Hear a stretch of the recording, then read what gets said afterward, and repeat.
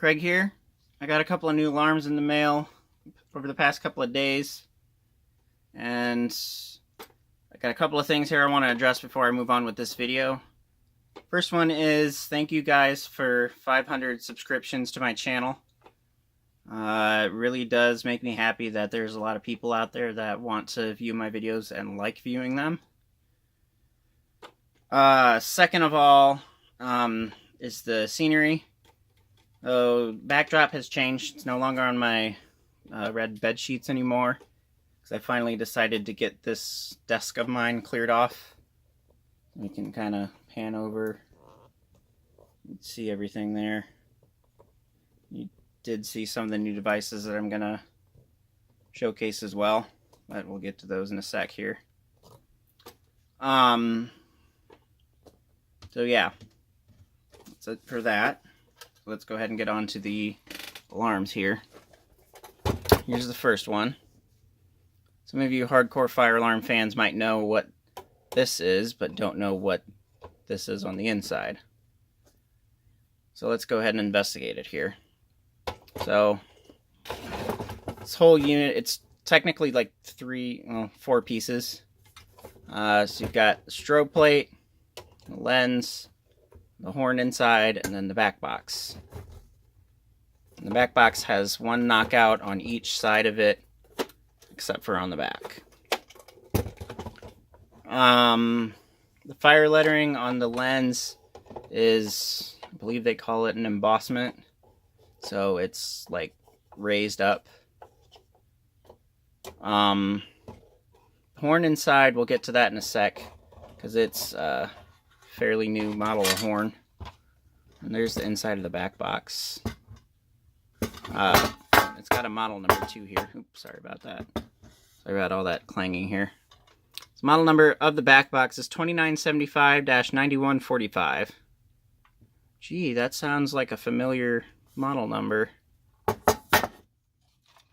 Well, it is, because it's a Simplex device. It's a Simplex strobe plate. And yes, I said it's a strobe plate. You can see all the wirings in here for a strobe. And the potentiometer over here to control the strobe's flash rate. The strobe plate itself, I believe, is a 2903-9101. It is 24 volts DC, and other than the marker that's printed inside of here, there was really not a decent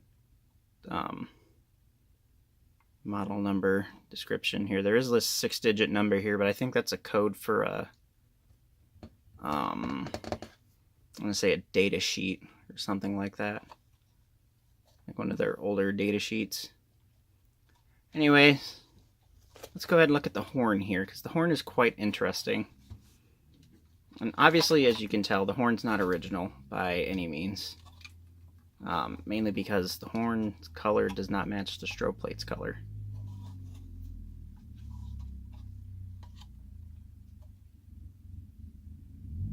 So as you can see, there's a date code in there of 05-14. Copyright 2014 by Federal Signal. This horn is a Federal Signal electronic horn, model number 450E. This is regulated 24 volt DC for fire use or general use at 12 to 24 volts DC.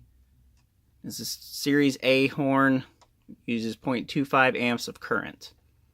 It is CUL listed, UL US listed, UL Marine listed, and ULC listed. And it is suitable for indoor and outdoor use, and Type 4 and IP66 when panel mounted or used with the Model WB weatherproof back box. So that's enough of that. Let's go on to the next device here. So this is quite an interesting device here. You can see there's fire lettering on the sides, and it's a strobe plate with a horn. You can see there's a candela rating for you. 75 candela and 1 hertz minimum flash rate. And there's the tag for the horn. I don't know if you can really read it. It's UL listed. It is a Space Age Electronics model number HA24D, revision C1. You can kind of see the circuitry inside of there. And the strobe plate, its tag is a heck of a lot harder to read here. I can try to get it to kind of focus on that. I'll read it to you because it's kind of not very easy to read here. It is, I believe the model number is VA4-MC. If you can let's kind of try to focus on that there. You might be able to see it.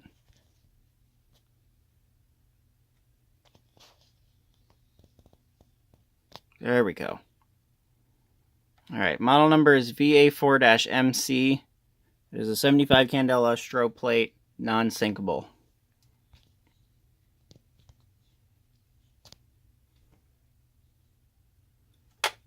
Alright, that's device number 2. Device number 3 is in this box. It's a Potter signal, select a strobe horn, CSH-1224W-RR. Colored light strobe horn, red light, red body.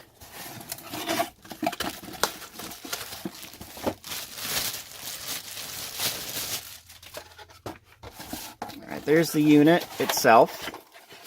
The alert marking is on the sides here, and it is electronically printed on there. There's the device, and you can see in there the candela rating there. They're rated, I believe it's 1 through 6. Here's the back here. It gives you all the horn patterns there. You can do 2400 hertz electromechanical broadband or chime, low, medium, and high volume, and non-temporal, aka continuous, temporal, or march time. March time, though, you cannot do with chime tone. And then there's the other stuff. And your candela ratings there. Yeah, it's 1 through 6. For this one, since it uses a red lens, you follow the bottom line here. So 7, 17, 18, 28, 35, and 38 candela.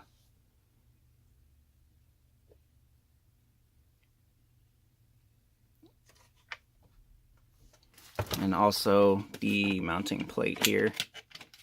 This mounting plate has this little, I think they call it like a jumper thingy. You can see it's a 5-wire, or a 5-terminal plate.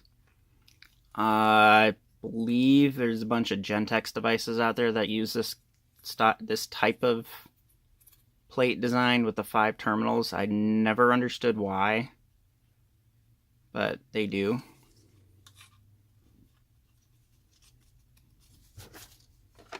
And well, yeah, you can't have the jumper in there, but the plate just kind of goes in there like that, and then you would pop this little screw cover off.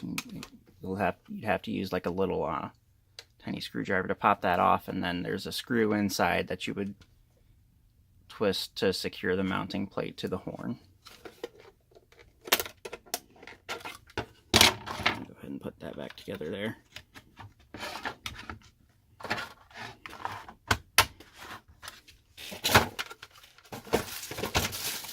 Alright, device number 4. It's right here. You can see it's marked FCI, and it's a pull station.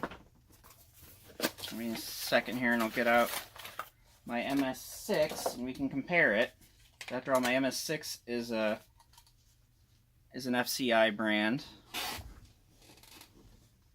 Come up here a little as close as I can without knocking the camera over. You can compare the two here. Obviously, this is a dual action, this is a single action, but mounting plate is relatively the same. This one has terminals, and my MS6 has wire leads. there's all that. And then this alarm has fire lettering on its sides, and this one does not. And the fire lettering on the sides is a decal, while the fire lettering on the lift and the pull plate here are embossed decals. Well, I think they are still decals, but they're like embossed, and the stuff on the side is just printed. So to activate this one here, obviously you lift the little cover, and then you pull down here, and then it just locks in place like that. Grab the key out here. It takes an FCI PK265 key. So this key here, insert it there. I think this one's the funky key. I've got two of them here. One of them's the funky key, and the other one works. There we go. The other one works just fine. All right. So this is a model number MS2. It's an FCI MS2 non-coded fire alarm box. Toggle switch rated at 6 amps at 30 volts DC. So here's our little toggle switch here. And pop open our MS6 here, and you can see it actually has a momentary switch. And the MS2 has a place for a brake rod here, and has a spring so that the handle can spring back into place, which would prevent false alarms. And it also makes it a little bit harder to pull. And it's very squeaky. So yeah, to reset full station, obviously the handle can reset itself. Toggle switch you have to pull back down, and then you take the key. Obviously you don't take the key out of it, but just push the thing back in there, and then it closes up like that. Kind of the same idea here with the MS6. With my MS6, you just stick the key in and then you just push it back. But with this, you got to be kind of careful that you get the handle all the way in, otherwise it won't shut properly. And you got to make sure you don't have the handle like pulled out when you try to put it in, because otherwise it's just gonna stick there and you ain't gonna have even a single chance at getting it back in there. So that's that one then. Now for my last one, which is actually not a fire alarm, is a keypad. It's an Ademco model number 5137AD. It's a Vista console. It's addressable, backlit keys, self-help feature, built-in sounder, and English language display.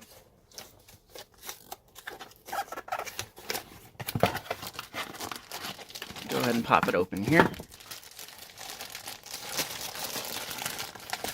Now, as per tradition with most older Ademco keypads, this has 5 wires. Blue wire, I believe, is the wire that is not used.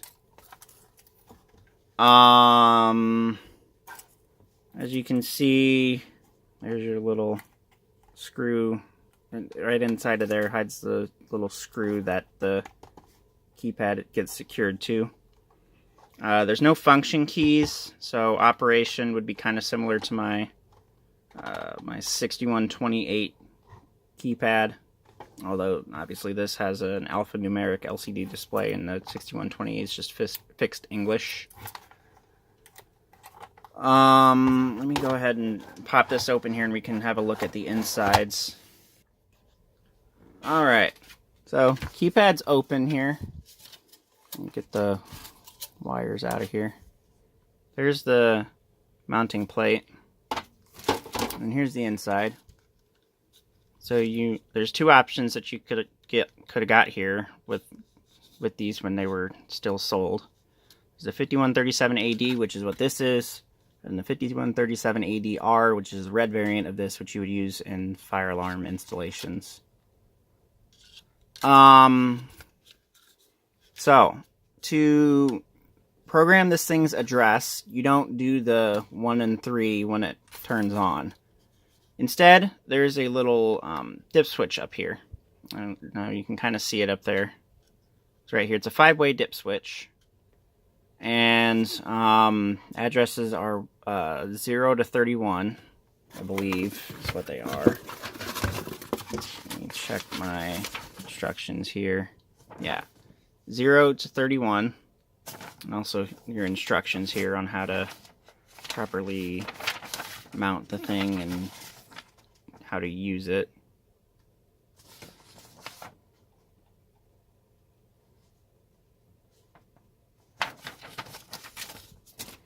A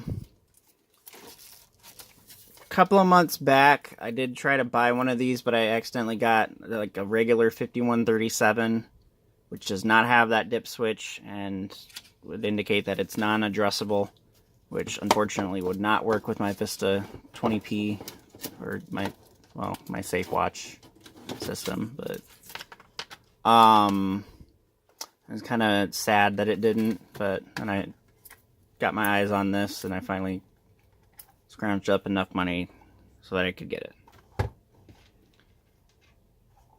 So, along with like instructions and that stuff, this also comes with an alpha programming template here. So you can program in alpha descriptors, which I think that's kind of nice that it could give you that little template. And then it also comes with your little panic combination labels. So yeah, that's all the new devices I've got now. We're gonna get them together here, get us set up, and we'll start testing them.